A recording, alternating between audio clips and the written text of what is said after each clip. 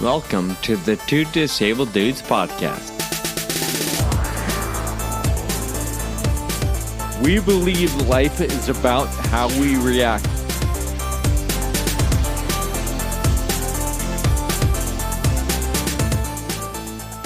Welcome to the Two Disabled Dudes podcast. Sean, I've got another airline story for you. No.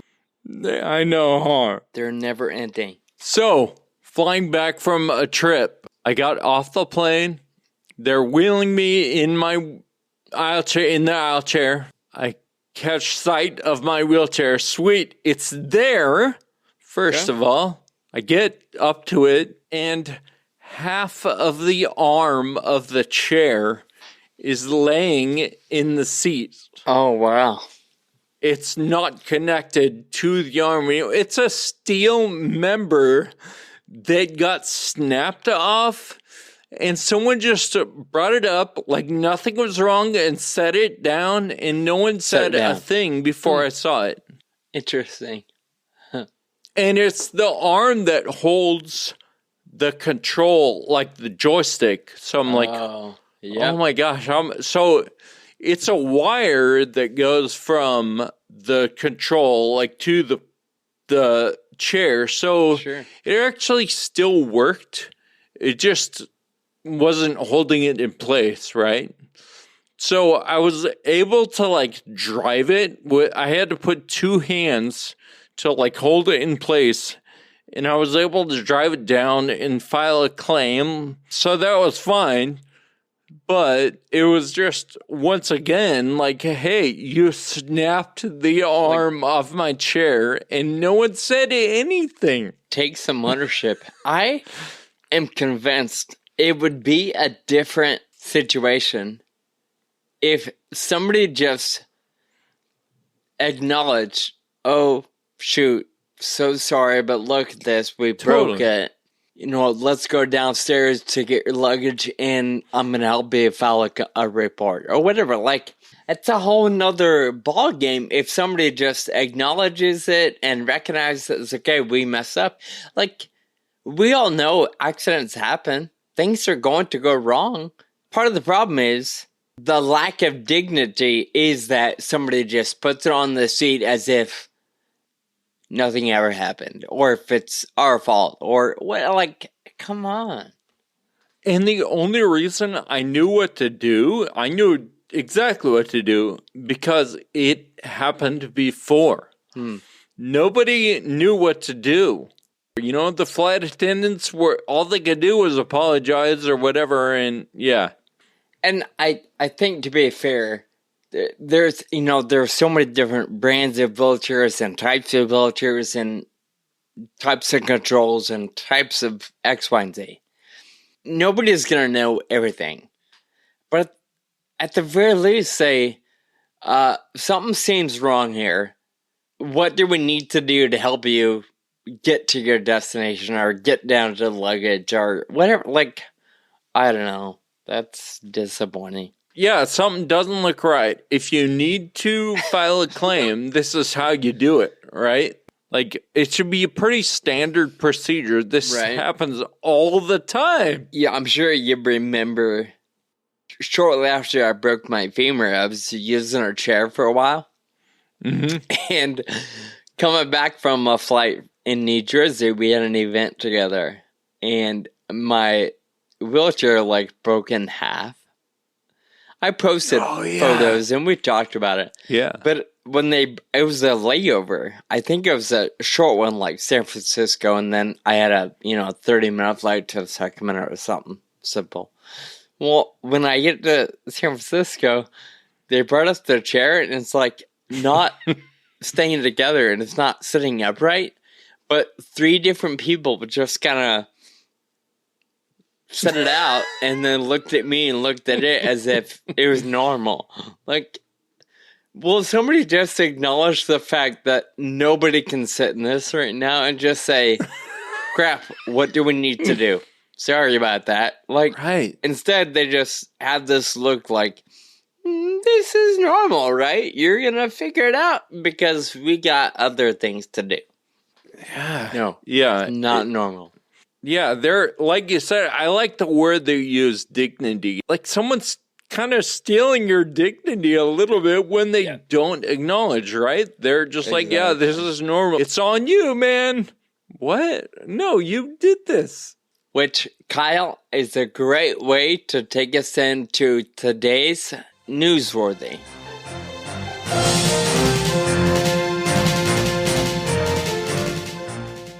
Headline from the Department of Transportation. February 29, 2024, which we all know as Rare Disease Day. Secretary Buttigieg announces proposed rule to ensure passengers who use wheelchairs can fly with dignity. So this is coming out of the Department of Transportation. Just came out on Rare Disease Day. The proposed rule would be the biggest expansion of rights for passengers who use wheelchairs since 2008.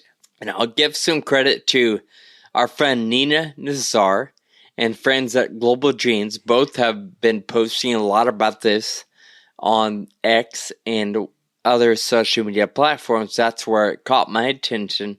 And I began to read the bulletin or the announcement from the Department of Transportation. And it seems pretty massive. Like, this is not a simple, hey guys, do better. Like, Buttigieg has obviously made travel for folks with disability, especially in airline travel, a priority. And he doesn't seem to be slowing down, which I appreciate. The letter or the rule focuses on many things, but it does call attention to three big ones. I'll just mention one. We'll link the bulletin or the announcement in our show notes for listeners. But Kyle, as I read through the bulletin, one of the things that it addresses is reasonable time to get assistance getting on the plane and getting off the plane. And you talked recently about how you had to wait 20 or so minutes after the last passenger exited the plane for a aisle chair.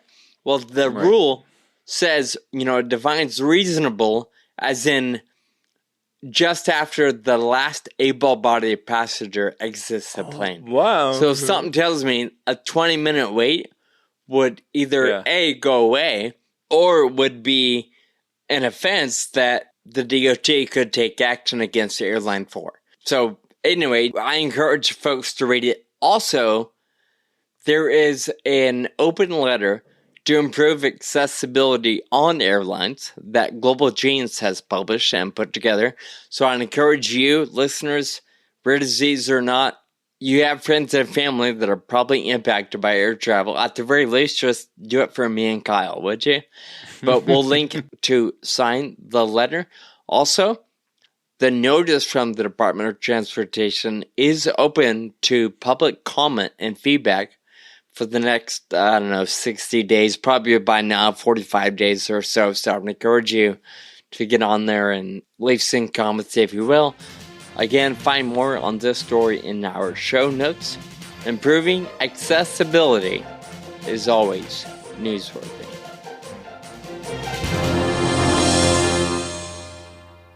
Sean, a few episodes ago, we talked about planning ahead and making sure the path is clear for accessibility and kind of how when you have a disability, you're forced to sort of plan ahead and know your path. We have all had this idea that somebody should add that to Google or Yelp or, it should be a part of our app. But Roll Mobility is doing just that. They are ranking restaurants and destinations and sightseeing locations with accessibility so you can read about it and know what you're getting into before you get there and know if you're going to be able to actually get in. It's a really cool concept, and we had a chance to chat with a couple of people on their team. Enjoy the interview with Roll Mobility.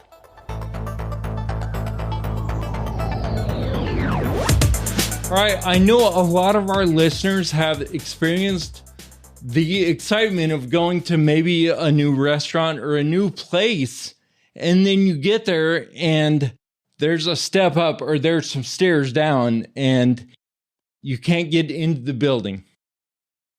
So that's a really huge letdown and part of life for somebody who uses a wheelchair or has a mobility impairment. Today, we're talking to Roll Mobility. It's kind of like a Yelp for mobility impairment, and it can give that information that we need to know to be able to go to that new restaurant or carry on with whatever we're doing. So Rachel and Joe, you guys are here to talk to us about Roll Mobility, and we're excited to have you. Thanks for joining us today. Thank you for having us. Excited to be here. So first of all, can you guys each explain, your role at Roll Mobility and maybe if there's a personal connection to this issue?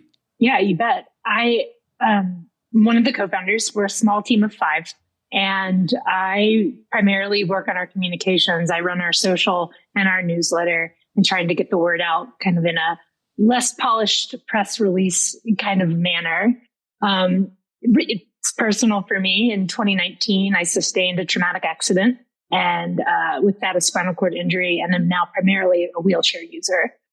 So that's exactly what you said when you opened up, is that it is really hard and exhausting to do the research of going to a new place and getting there only to be let down. And Joe? I am one of the co-founders.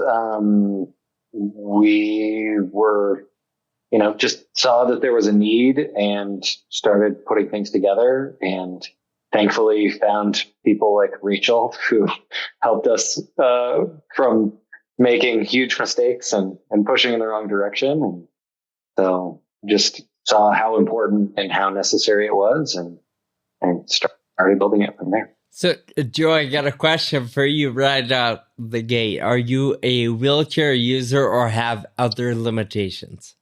I am not. I am just totally able-bodied, normal human being. I love it. I know that's what you were going to say, which is fine.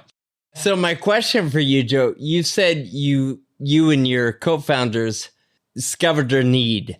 I'm curious how you've identified it as a need for yourself. Because I feel like most people, you just don't think about something. Not you as in Joe, but in general. Yeah, and I like you had normal in quotes, which is about perfect. I would not describe Joe as normal. Thankfully, it's a podcast. People can't see me, so it'll be easier for the people who watch the video to see how not normal I am. But I have been very, very lucky and been very privileged to work with DSUSA and work with some other amazing coaches for U.S. Paralympic and U.S. Biathlon. And we tried to take some athletes out to dinner, and we found 4 places and, picked a place that we thought would be accessible. And I said to them, this never happens to you at home, right? And all of them just laughed at me and said, no, this happens everywhere all the time. And so just in talking to other people, and we put together some focus groups and looked to see what people would want and talk to athletes, and Roll is kind of the culmination of their efforts. And I happened to be in the right place at the right time, and thankful to have the opportunity to create a tool and try to build community within a group that really knows what they need and is experts in their own needs and their own idiosyncrasies for, whatever their level of mobility is.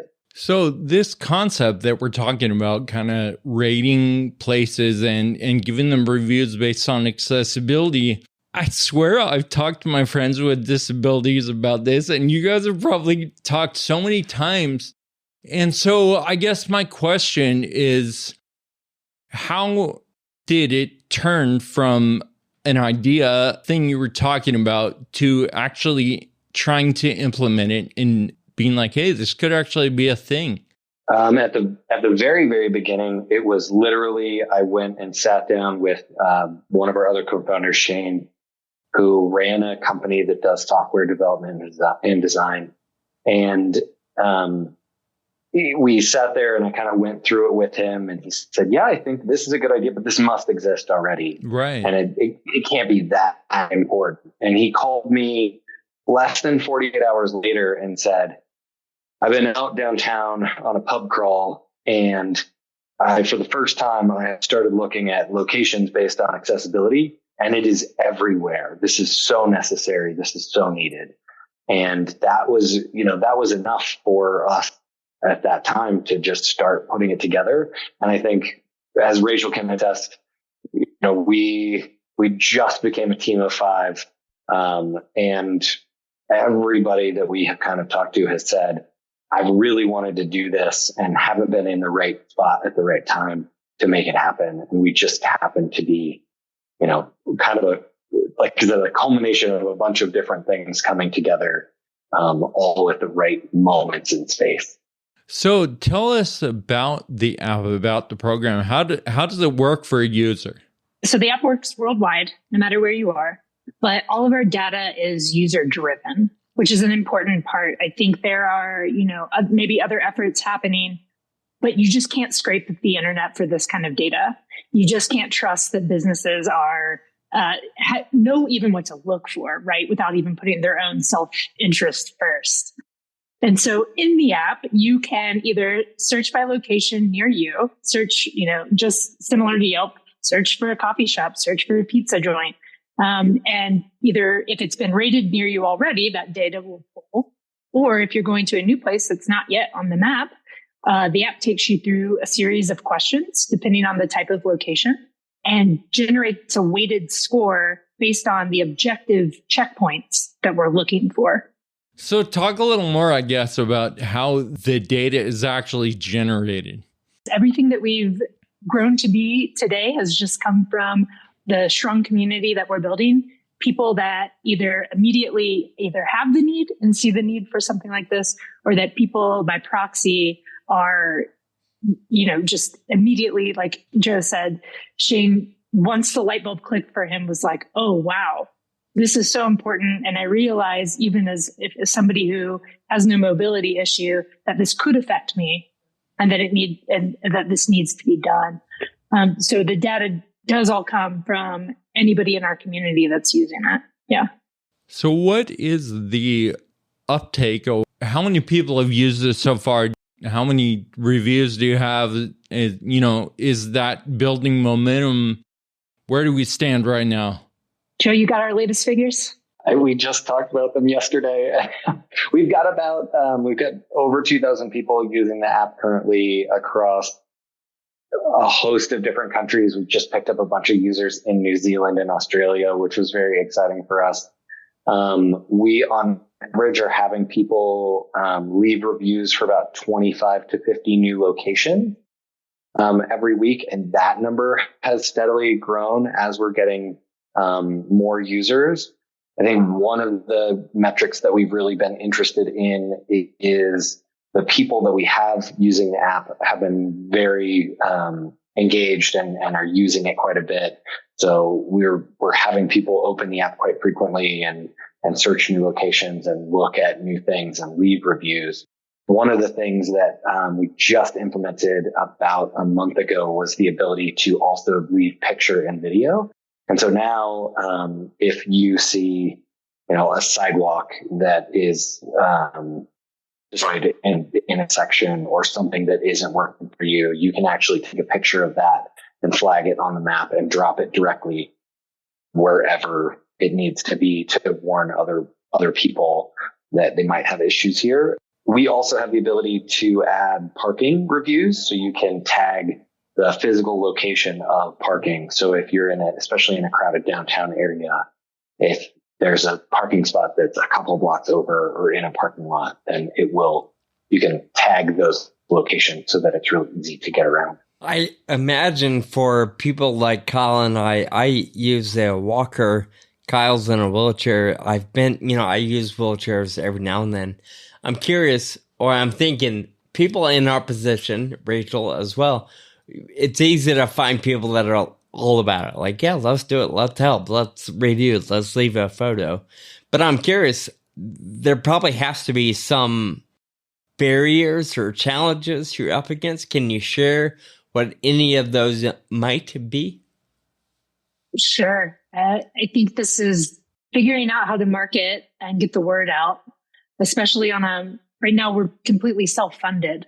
And so I think some of the things that are wonderful and unique, but also can be like difficult about the disabled community at large is that we are so fractured, and with good historical reason. And with, for the same reason, I've got you two dudes are sitting here and you friends with the same diagnosis, right? Most of my friends are paras with spinal cord injuries. We have a tendency to just gravitate towards likeness and what we know. And so how to meet the needs of many, how to expand, down the road, maybe if we're looking outside of just mobility issues and that kind of information that we want to be able to share and exchange on the app. This has just been a hard group to gather all in one spot and say, hey, we're doing this thing. Are you in? Yeah, I think it's that thing where everyone thinks of the idea and figures somebody else will do it. And then the ball drops, right? I think can be a community thing too with the whole disability community. Definitely. I think there's some other groups out there trying to do similar but different things. Mm-hmm. And it's, in part for myself as just a disabled person, I'm like, ooh, yes, all the efforts in one place. But also as a person who's a part of this company, I think, well, what? Don't disabled people deserve options? We're all going to prison, right? Like that we all just have to do it one way and think one way. Isn't it great that there's enough of a market for us to we share and exchange our data in a way that works and makes sense for some people and maybe not for others, and that's okay. I think it's a great thing to have multiple minds solving the same problem. You make a good point, because I imagine we have all seen a business establishment's definition of accessible would not necessarily match my definition of accessible or somebody else's, or maybe not a definition, but need. It doesn't meet the need. Some of the language we use a lot is what are the bare minimums? Could I get in the building? Yes, check. But what is it that really made a space feel welcoming? What tells me that my needs were really thought of before I got there? Maybe it's the fact that every door has an automated opener. Maybe it's the fact that the bathroom was meticulously thought out. The doors work the right direction. The sink is in roll under, or the paper towels are down low. Just those little subtle things. Maybe it's even a low register. And those are the places among, myself, I'm also a member of the LGBTQ community, and I love to do my business with people within that community because they're thinking of our needs. And likewise goes for the disabled community. I want to do business with people who are really seeing us, hearing us, and implementing the changes. Being proactive. Yeah, absolutely. What's an end goal or objective for mobility? You mentioned being self-funded. I assume the hope is someday you're not having to drain your savings accounts anymore. What might it look like, say, in 6 months or a year from now or more? What's the dream? I think that's going to you, Joe. All right.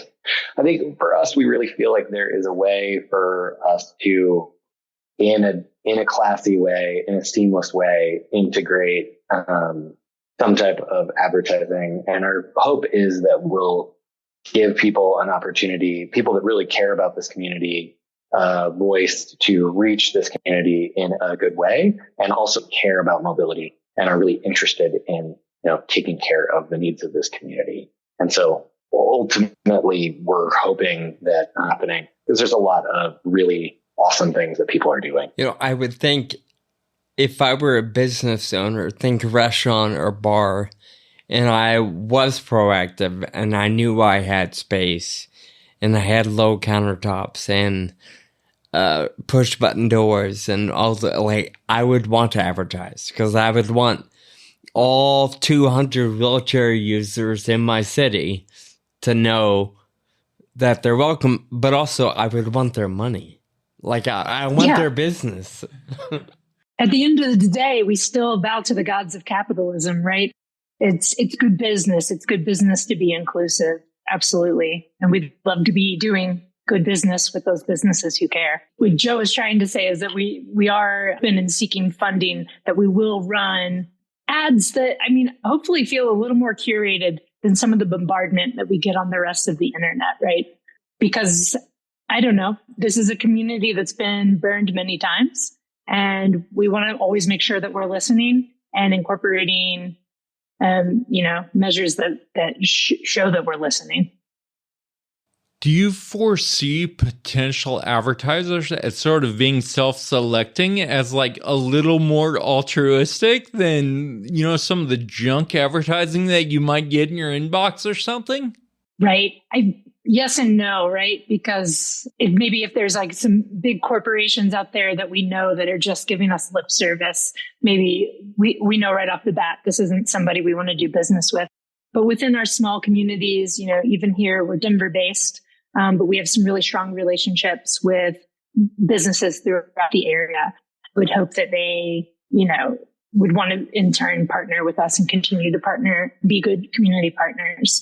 In the last so many years, 5+ years, the online community, especially for disabled voices, has given such a rise for vocalization and visibility in a way that this community hasn't been listened to as loudly before. I would hope that somebody is going to get smart and look at the numbers and say, hey, in America, nearly 1 in 8 people has some kind of mobility issue. At the end of the day, this is good business.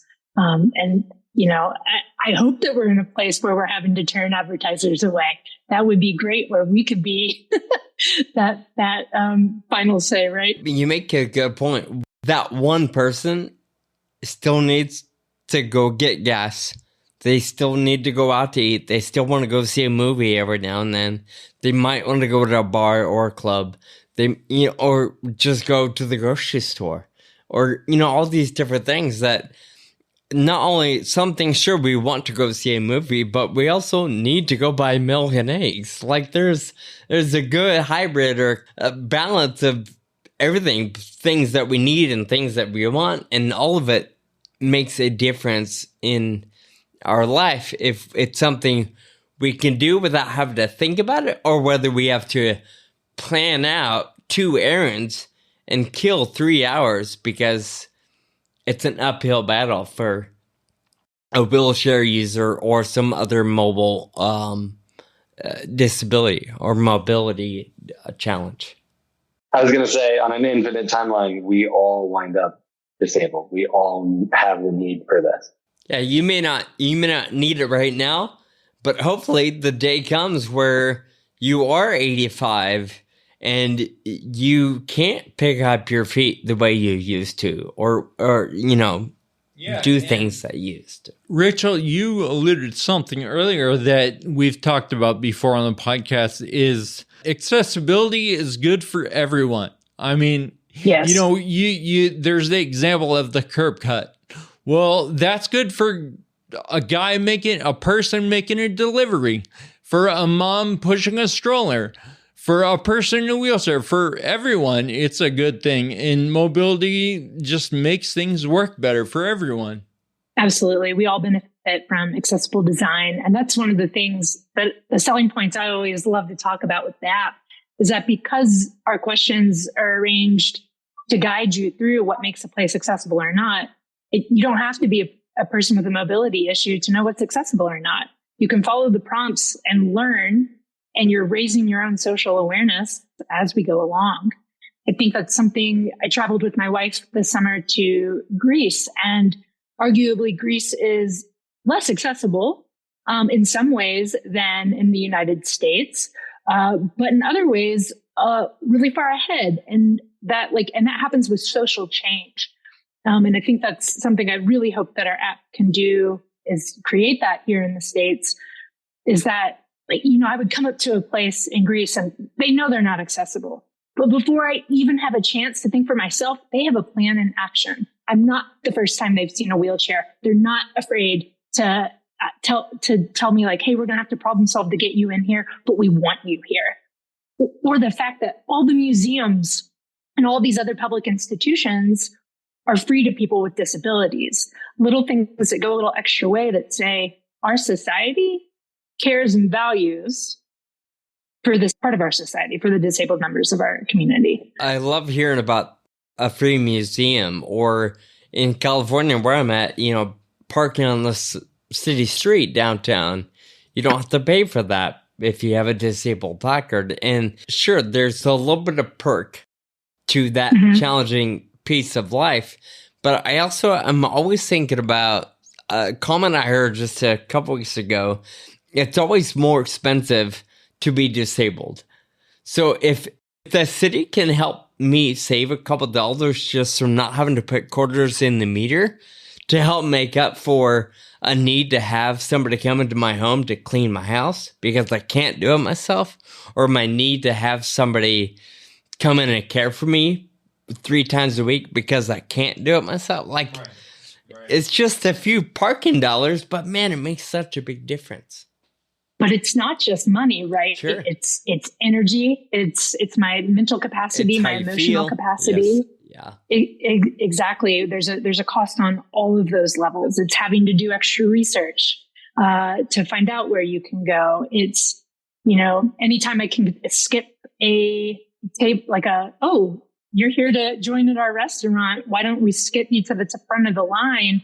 Well, that 20, 30 minutes back, like, man, I can look at that and say, I spent 6 hours in the bathroom this week. I'm glad to have less waiting time, right? Like that. Yeah.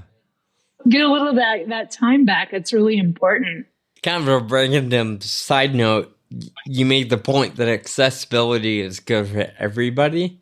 And I just started thinking, we've all been there, right, Rachel? I assume we have been, even though your injury is 5 years now. You're going to a bathroom and somebody, seemingly able-bodied, is tying up the one and only stall that is safe for you to use. And sure, we get frustrated, we might vent or make a comment. And on the flip side, I've never seen anybody get mad that somebody else was using a regular stall. So, in other words, accessibility does serve everybody because nobody ever gets mad when regular parking spots are taken. They might be, I gotta go park in the back, but they're not mad at anybody. They're not offended. Yeah. But in our world, that one little stall or that few disabled parking options are often tied up or blocked by somebody they shouldn't be. And it's infuriating in a sense. I don't know if I'm making sense, but my favorite move is to then just pull into the stall next to them and block them in with my chair outside. But I think, and I read a lot of comment sections, and especially around the bathrooms and some of the parking spot, we'll hear voices from people with invisible disabilities. And it's always good to just listen to both sides of that conversation. Yeah. But for me, it takes me back to the societal piece, because if we were thinking about everybody's needs, it's not the space that a person maybe with an invisible disability needs, it's the grab bars. Well, how hard would it be just to put grab bars in every single stall and leave the large stall for somebody who needs the space? I feel like maybe Colin and I have talked about this before, but I imagine it would be so much cheaper for a building to just add 8 grab bars as they're being built than to go back 10 years from now and try to install and find the beams and where do I put these and reinforce those handrails. And it'd just be smarter on the front side. Absolutely. But that's the problem, right? In America, it's always an afterthought. Well, we appreciate you guys bringing light to this subject. One of the things that we've been talking about recently is advocacy is going out in the world and just doing what needs to be done and maybe discovering an issue that needs to be addressed. And I think your app really encourages people to get out, to find out those things that need to be resolved so that we can resolve those and everyone can do what they need to do. So we really appreciate all your work. Yeah, there's this graphic that I've seen floating on the internet that it's like, well, we don't see disabled people out in society, so we haven't accommodated for their needs, so they can't visit our establishment, so we don't see them out in society. These barriers to getting out, but there's also, so we're decreasing the barriers for people getting out. We're hopefully improving mental health, but we're also showing the rest of the world that, hey, we're 1 in 8. It's 12% of the population, and we're here, and we want to be out. We want to be included, and we've got business. We've got dollars to spend too, right? Yeah. So 2 things before we let you go. Can you tell our listeners, 1, how can we help? And 2, how can we use your app? What do we need to do? Our number 1 ask right now is just to share the app, download the app with as many people as possible. Every download, every review. I think I listened to one of your podcasts earlier today. We were talking about, eating the elephant one bite at a time. And it really is. We're taking this down 1 review at a time. So every download, every share, every review really helps. It helps the community and it helps us grow so that hopefully that we're able to just keep expanding our outreach at an even faster rate. And then to download, you can either visit rollmobility.com or we're available free on either iOS and Android. Roll Mobility. Wonderful. Joe and Rachel, thanks so much for joining us today on the Two Disabled Dudes podcast. Awesome. Thank you so much for having us. Obviously, Roll Mobility is doing some good things that are only going to benefit everybody. Kyle, you've heard me say it before. I'm a fan of Yelp. I'm a fan of social media. Not because I like putting people on blast, but because in our day and age, that's the only way things change.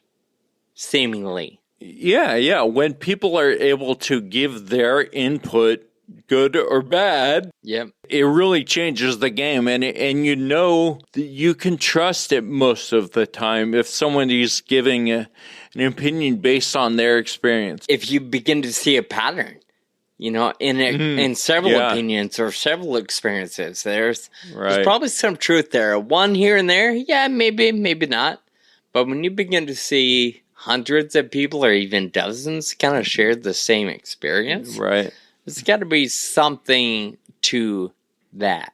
I will say for listeners that are in the Denver area, Roll Mobility has an event coming up April 27th. They are dubbing it Denver Pub Crawl Spring Fling. Again, April 27th in the evening. Grow your community, explore accessible bars, and celebrate inclusion. So for those of you in the Denver area looking for something to do on April 27th, we encourage you to check them out. This event is hosted by Roll and our friends at Datability, which you might remember their interview from last year, episode number 205. Roll, thank you for being a part of the show today. Of course, Kyle, we got more thank yous to share as we make it a habit every episode. Sharing a little bit of gratitude is a habit that we honor every episode. So who are we saying thank you to? My friend Michelle also has FA. She lives in Portland and she makes art from glass. And she makes these panels that look like small window panes. And she puts things like kirathe or flowers or just like cool designs on this glass, and then it gets heated and it melts all together. I'm looking at one right now that she made. It says Ride Ataxia on it, and it has the Ride Ataxia logo. And it's really cool. We've been able to give these to sponsors and put them up in our houses on the windows in the office. And it's just a really neat thing. So thank you to Michelle for putting your art and making it for a purpose and sending those along to us. Nice. Thank you, Michelle. My thank you is going out to Dawn, who is a travel agent and somebody I've worked with for probably 5, maybe 6 years now. As you know, and many others, we had the omevloxolone trial, and I was a part of that clinical trial for several years. Well, travel arrangements all went through one group, and Dawn happened to be the agent I dealt with on a regular basis. Well, I recently just had my last appointment on the trial side, so the last time they're gonna help me arrange travel. And, I said goodbye to Dawn over email and thanked her for being easy and great to work with over the last several years. And there was one event specifically I remember where she went above and beyond. And that was right after I broke my femur. And my mom had flown to Pennsylvania to help me get home because that was not going to be easy. And from Pennsylvania, we went to UCLA for a clinical trial appointment. And Dawn helped arrange the travel and the hotel. And she made a comment about, hey, if your mom's going to be with you, let's make it special. And she certainly did that. So I sent her a picture like, hey, remember 5 years ago, this is me and my mom, blah, blah, blah. And of course, she shared some encouraging words in a picture of her. So I finally got to see what she looks like. And she's been a dear to work with. So Dawn with All Tour has been an incredible travel agent. So thank you, Dawn. And thank you for listening today. We want to thank Rachel and Joe and the whole Roll Mobility team for what they're doing and for joining us today and sharing the word about new incredible app. Check out show notes at twodisableddudes.com for links to Roll Mobility and the upcoming event that they're hosting in Colorado. Please rate and review the show and share it with a friend if you like what you hear. Until next time, keep living with urgency. Thank you for listening to the Two Disabled Dudes podcast. This show is possible with your support. Visit twodisableddudes.com to stay connected. Find us on Facebook and Instagram. And be sure to subscribe on your favorite podcast player.